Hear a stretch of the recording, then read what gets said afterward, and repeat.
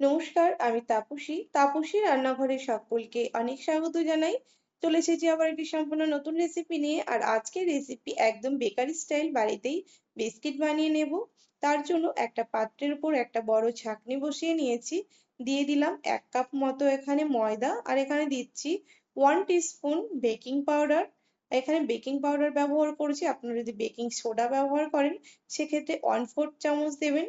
আর এখানে আমি baking powder নিয়েছি, তার জন্য 1 চামচ নিয়েছি, মানে 1 টিস্পুন। আচ্ছা, এবার ময়দাটাকে ভালো করে ছাঁকনিতে যেমন নিয়েছি চেলে নেব।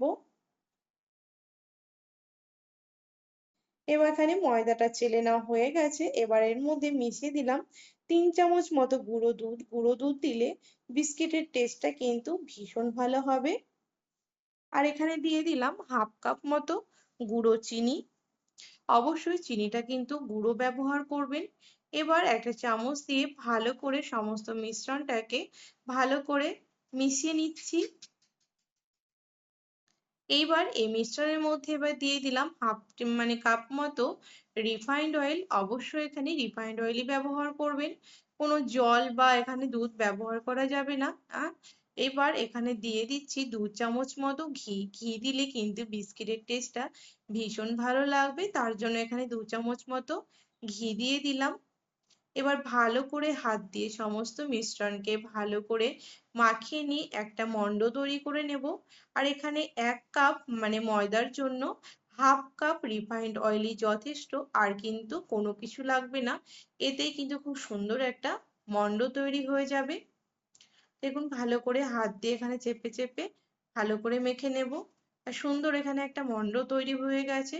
চলুন এবার যেই থালাটার মধ্যে এখানে আমি বিস্কিটগুলো বেক করব, সেই বিস্কিটের মধ্যে এখানে আমি অয়েল ব্রাশ করে নিচ্ছি। এখানে অয়েল ব্রাশ করা হয়ে গেল। এইবার বিস্কিটগুলো বানিয়ে নেব। আর ছোট ছোট করে এখানে লেচিগুলো নিয়ে নেব। খুব একটা বড় সাইজের বিস্কিট আমি এখানে বানাবো না। দেখুন, ঠিক এরকম ভাবে লেচি নিয়ে নিয়েছি আমি এখানে। তো এখানে কিন্তু বিস্কিটগুলো আপনারা চৌকো বা গোল যেরকম সাইজ খুশি বানাতে পারেন। দেখুন, চৌকো বানালে ঠিক এরকম ভাবে বানাতে হবে, কিন্তু যেহেতু আমি চৌকো বানাবো না, আমি গোল গোল বিস্কিট বানাবো, তার জন্য এখানে হাতের তালু দিয়ে একটুখানি চাপ দিলেই দেখুন ঠিক এরকম ভাবে এখানে বানিয়ে নেব।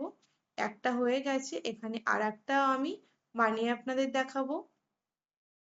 দেখুন, আবারও আর একটা লেচি নিয়েছি, আর এরকম ভাবে তা গোল করে নিয়ে হাতের তালু দিয়ে একটুখানি চাপ দিলে খুব সুন্দরভাবে এগুলো রেডি হয়ে যাবে।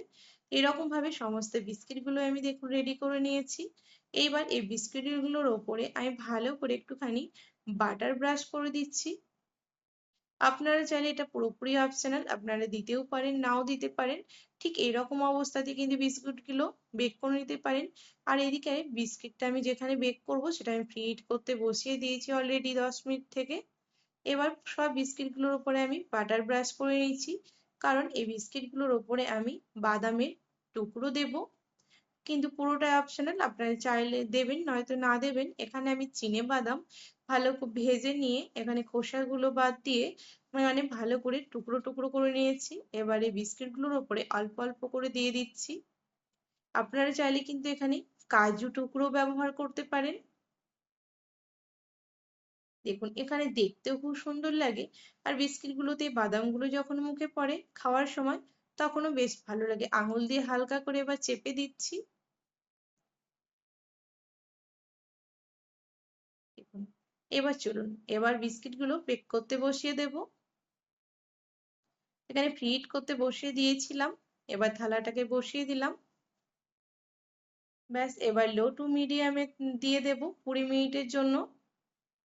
20 মিনিট হয়ে গেছিল, দেখুন বিস্কিটগুলো আমার একদম রেডি হয়ে গেছে। যেহেতু এখন ভীষণ গরম, এখন কিন্তু তুলতে গেলে বিস্কিটগুলো ভেঙে যাবে, তাই পুরোপুরি যখন ঠান্ডা হয়ে যাবে বিস্কিটগুলো কিন্তু তখন উঠিয়ে নেব। দেখুন, খুব সুন্দরভাবে এবার উঠে যাচ্ছে, আর খুব সুন্দরভাবে কিন্তু বেকও হয়ে গেছে। রেডি হয়ে গেছে আমাদের আজকের একদম বেকারি স্টাইল বিস্কিট। সকাল বা সন্ধ্যায় চা খাওয়ার জন্য এরকম ভাবে কিন্তু বিস্কিট বাড়িতেই বানিয়ে নিতে পারেন, এবং খুব সহজভাবে আর খুব কম সময়ে। তা আমার রেসিপি যদি আপনাদের ভালো লেগে থাকে তাহলে কিন্তু লাইক শেয়ার করতে ভুলবেন না। কমেন্টে আমাকে অবশ্যই জানাবেন এই বিস্কিটের রেসিপি আপনার কেমন লেগেছে। আর ভালো লাগলে আপনারাও বাড়িতে বানিয়ে নেবেন। তো যারা এখন আমার চ্যানেলটিকে সাবস্ক্রাইব করেনি তাদের অনুরোধ জানাচ্ছি, যারা ইউটিউব থেকে দেখছেন প্লিজ আমার চ্যানেলটিকে সাবস্ক্রাইব করে পাশে থাকা বেল আইকনটি প্রেস করবেন, যেন আমি নতুন ভিডিও আপলোড করার সাথে সাথে নোটিফিকেশন প্রথম আপনাদের কাছে পৌঁছে যায়। আর যারা ফেসবুক পেজ থেকে দেখছেন প্লিজ পেজটিকে ফলো করে দেবেন। আজকের রেসিপি এই পর্যন্ত ছিল। আপনারা সকলে ভালো থাকবেন, সুস্থ থাকবেন। ধন্যবাদ।